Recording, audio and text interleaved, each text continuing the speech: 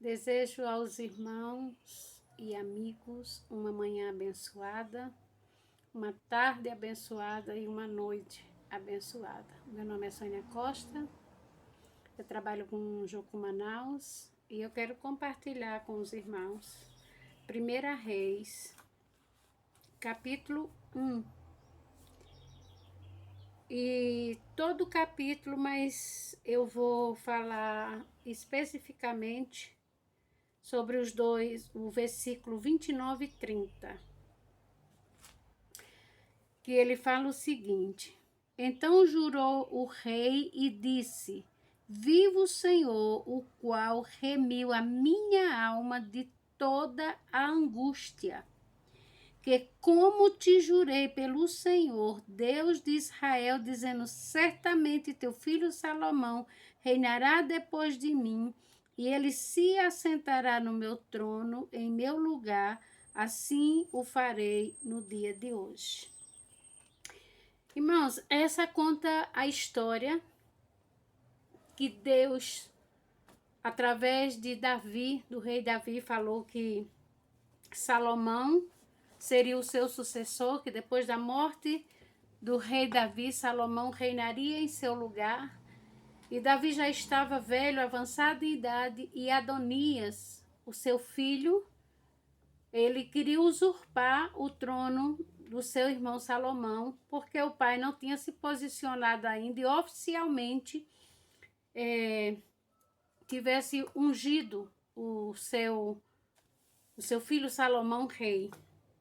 E ele chamou os valentes, o chefe do exército, um homem extremamente sagaz, mas também extremamente rebelde, que queria usurpar algo que Deus não havia lhe dado, que Deus não havia constituído e que ele queria porque queria. Infelizmente, na nossa trajetória, a gente conhece muitas pessoas assim, que querem a todo custo liderar, serem o rei, mandarem nas coisas, mas que tem muita dificuldade de se submeter. E o que a Bíblia mostra nessa história é que o profeta Natã, aí entra a importância de a gente aprender a ouvir conselho de homens e mulheres de Deus, cheio da sabedoria do Pai.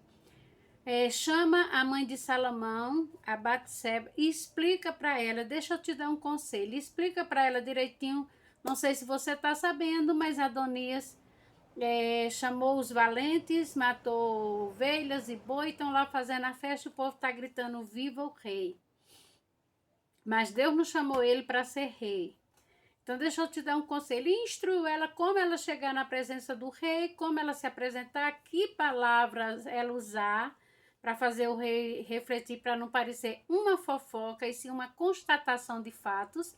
E assim ela ouviu literalmente o conselho daquele profeta do Senhor. E chegou à presença do rei, reivindicou e apresentou a situação que Adonias estava fazendo e que ele mesmo tinha se propagado o rei, o povo estava gritando, e ele chamou o exército, né, o chefe do exército, o cara extremamente estrategista, mas usou todas as suas estratégias para o mal, para usurpar na sua soberba, para fazer aquilo que Deus não havia lhe chamado para fazer, não havia lhe constituído aquela autoridade e aquele poder de rei.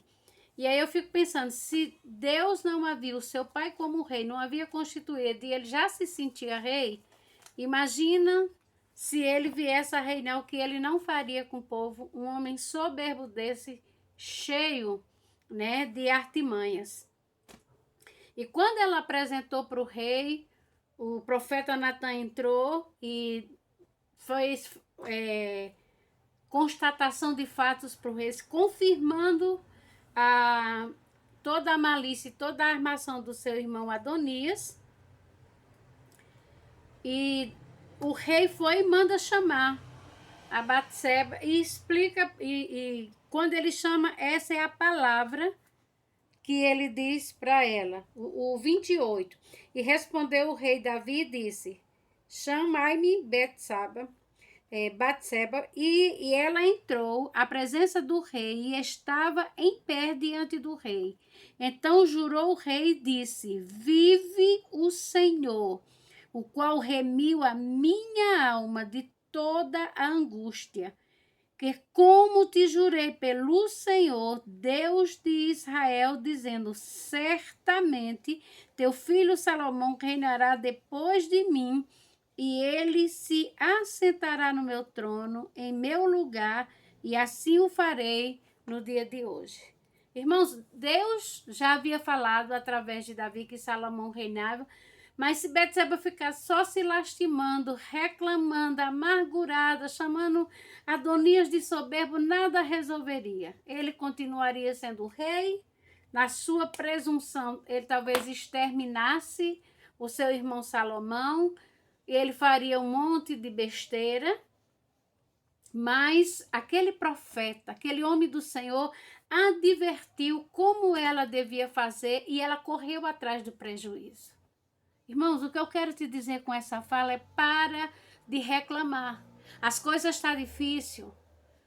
Algumas coisas, algumas promessas Deus te prometeu ainda não foi cumprida, não te amargura por causa disso não, porque Deus é responsável por aquilo que Ele fala e Ele cumprirá. Só que tem coisas que dependem de mim e de você, das escolhas que nós fazemos. Não fica sentado, reclamando, amargurado, mas corra atrás do prejuízo. Aquilo que depende de mim e de você, eu e você. Dizer, Senhor, eu quero te apresentar a minha causa nesse dia. Ele é o nosso rei. Ele é aquele que tem o poder de mudar a nossa história. Ele é aquele que tem o poder de nos dar a nossa herança. Ele é aquele que pode mudar tudo o que nós não podemos, que entende todas as coisas. Então ela correu atrás da vitória, não ficou lá se lastimando, não ficou lá chorando, não ficou lá esperando. Mas o rei disse, sim, mas se o rei morresse, o que ele disse ficou para trás, nada poderia ser feito, porque Adonias já tinha muitos aliados e, humanamente falando, somente Deus poderia intervir. Mas enquanto o seu pai estava vivo, mesmo estando avançado em idade, a sua palavra tinha o mesmo peso e o mesmo respeito. Então, o que eu quero te dizer, irmão, mais uma vez, pare de reclamar o tempo inteiro, de chorar, de se amargurar, de botar a culpa em A e B, corra atrás da vitória, daquilo que Deus prometeu que Ele dá, porque tem coisas que é eu e você, e aí o impossível entra o Senhor para fazer. Somente Deus faz o impossível, mas o possível Ele coloca em nossas mãos. De que maneira você pode ser mais efetivo para herdar as promessas do Senhor, a herança daquilo que Deus prometeu para você? Então eu quero te dizer nesse dia, corra atrás da vitória. Não chore. Se chorar, chora orando, mas se levanta, seca as lágrimas e corre atrás daquilo que Deus falou que Ele daria para você, que Ele faria através de você, que Ele usaria você. Qual é a nova etapa, qual é os novos meios, qual é novo instrumento que Deus vai fazer para que a promessa seja herdada, para que a bênção e a vitória venha para a sua vida e através de você. Vamos orar? Pergunta para o Senhor nesse dia.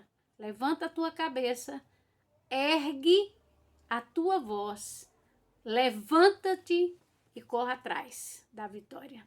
Senhor, nós te louvamos pela tua palavra. Obrigada, Espírito Santo de Deus, porque a tua palavra é instrução, é uma condição, Senhor. É como, digamos assim, que é o meio de transporte mais eficaz e mais rápido, vamos dizer, como um avião, de chegar rápido, Senhor, ao nosso destino, aquilo que tu tem traçado e sonhado para as nossas vidas. Senhor, e não ficarmos acomodados, chorando, se lastimando, porque essa pandemia espraguejando, porque as portas do céu não estão fechadas. Porque aquele que garantiu a promessa, ele não retrocedeu. porque aquele que faria que estava conosco até a consumação dos séculos, a sua promessa e a sua palavra continua de pé. Eu te desafio na autoridade do nome de Jesus nesse dia. Você toma posse daquilo que Deus tem para você, de você se levantar dessa lamúria, de você se levantar dessa tristeza, de você se levantar dessa depressão, de você se levantar desse medo, de você se levantar das afrontas, de todas as mentiras do inferno. Deus prometeu e Ele vai cumprir. Mas eu e você precisamos saber qual é a nossa parte, porque quando nós escolhemos fazer a nossa parte, o impossível Deus entra e faz. Pai, no nome de Jesus, nos mostra nesse dia, nos levanta nesse dia na força do teu poder. Porque, Senhor, tu tem bons pensamentos ao nosso respeito para nos dar o fim que nós desejamos. Nos ajuda nesse dia, Senhor, a tomar posse de tudo aquilo que tu tem prometido e correr atrás da vitória para a nossa alegria, para a glorificação do teu nome e para a expansão do teu reino na terra, no nome de Jesus. Amém. Irmãos, se inscreva no meu canal. Todas as vezes que você ouvir um vídeo, ó, dê um gostei e dê um like, né? O que chama like. E todas as vezes que eu postar um vídeo, o YouTube avisa para você. Que o Senhor te abençoe, te guarde, você tenha um dia ricamente abençoado pelo Senhor. A paz do Senhor Jesus. Amém?